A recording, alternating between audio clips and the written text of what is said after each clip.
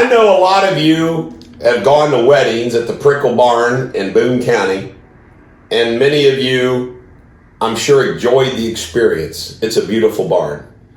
But what I'm about ready to tell you is another story about the Prickle Barn.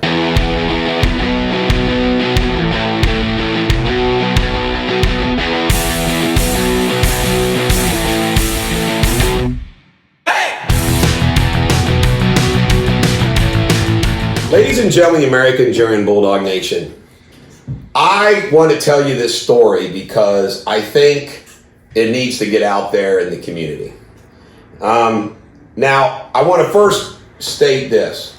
Up until now, I always got along with the Prickles, and I have no issues relative to them at all, generally. They were involved in the David Dooley battle. But this one just really irritates me. Thus the story. One of my son's best friends scheduled a wedding at the Prickle Barn. He and his fiance. And what happened is because of the coronavirus, it was going to have to be a wedding where there was spacing and all this other stuff. All right. Well, they got talked into, we'll just reschedule the wedding. You know, maybe the coronavirus rules will be canceled. Well, the coronavirus rules didn't get canceled. So what the Prickle Barn was offering was a wedding with spaced out people. It would be less people because it had them all spaced out. Well, this young couple didn't want a spaced out coronavirus ruled wedding. They wanted a regular wedding. And they asked to cancel. Now, I contacted Angie Prickle. And I said, Angie, I want to let you know that this is my son's best friend. I'm not contacting you as a lawyer. I'm contacting you as their friend.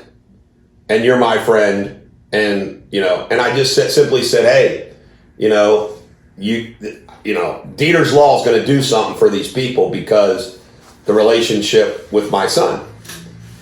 And I said, can you refund the money? Now, you ready for this? $8,000. Do you know what $8,000 gets you at the Prickle Barn? The barn. It doesn't even get you the tables and chairs. You got to pay more for the tables and chairs. And then, of course, you got to pay for all your vendors, food, drinks, all that stuff. So this is a young couple. It's not their fault. Now, I'm sympathetic to the Prickle Barn about coronavirus rules, but they can decide whether to abide by those or not. That's not this young couple's problem.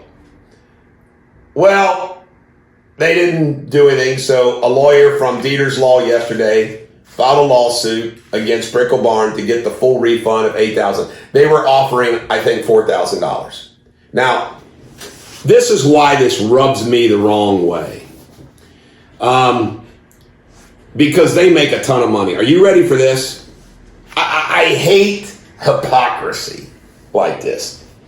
The name of the company that they operate the Prickle Barn is Philippians 413 Investments, LLC. Do you know what Philippians means? I can do all this through him who gives me strength. And at the end of every email, Angie Prickle at the Prickle Barn always says, God bless, quotes the Bible. I mean, these are Bible-thumping people. Go to Crossroads Church. I mean, Bible-thumping people. But by golly, when it comes to doing the right thing, to refund some money to a young couple who wanted an ordinary wedding, oh, no. We're not going to. They make a ton of money. And I warned them. I said, you need to understand something. You're going to get sued in a podcast. You're going to get sued and you're going to get a podcast. I hope you think holding on to that money is worth it. I hope, holding on to that money is worth it. And, well, we're going to see. So they've been sued.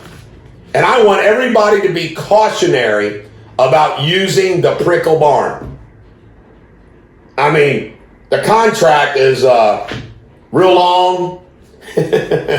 But $8,000 gets you the barn. Not tables and chairs. You got to pay more for them.